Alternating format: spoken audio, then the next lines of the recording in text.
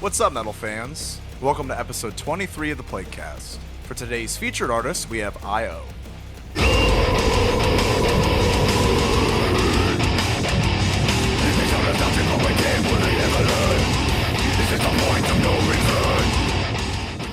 Here on the Playcast, we'll be featuring new releases by metal bands around the world to help grow their fan base and support the metal community. If you like discovering new metal bands, please like and subscribe to this channel to stay in the loop. I.O. is another band that I found on Instagram suggestions. The cool thing about this artist is that it's a one-man band like my buddy George Pula.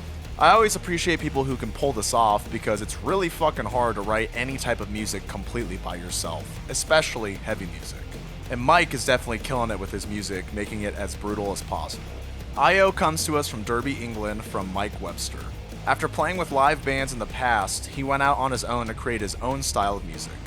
With the use of 8-string chuggy guitars, gnarly vocals, and really cool and interesting pitch-shifting effects layered throughout the tracks, Mike has really made I.O. a heavy project with some balls. I.O.'s influences come from bands like The Acacia Strain, Humanity's Last Breath, and Amur.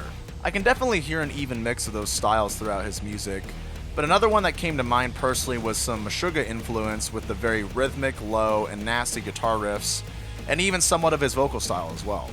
I've said it in previous episodes, but the super groovy and dark sounding shit is my favorite, so his style is right up my alley. I.O.'s latest release, Out of Nowhere, is the project's debut album with 10 brutal tracks that are home to fan favorites GTFAFM and IFD, which is funny because they're the only two abbreviated tracks on the album. GTFAFM starts off with an ominous low riff to get the anticipation built up for the big open chords and drums that set the tone for not just this track, but for the entire album. After the full arrangement releases its first massive groove and vocals, from that point on it's just pure chugging brutality. IFD gets right to the action to continue the same amount of power and grooviness that GTFAFM sets in the beginning of the album, with these two songs being the first and second tracks on the album. They're written in a way that they'd be performed simultaneously with each other on a live show, almost as if they're one song. Both of these, just like the whole album, are filled with nasty grooves and fat breakdowns. Currently, Mike is writing the second I.O. album and mentioned it should be coming out in 2020, which is awesome to be able to release 2 full albums within a year from each other. For anyone that might not be a musician or is new to writing music, albums are a lot different than singles.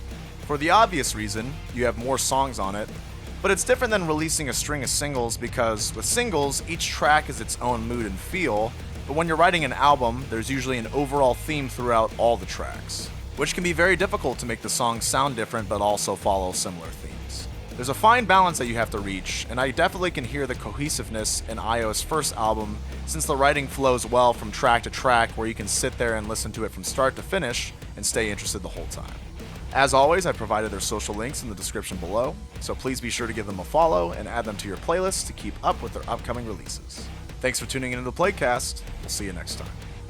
Like a rust in a maze, it's such a shame to see no way to potential. So stay with me, we will bow to the will.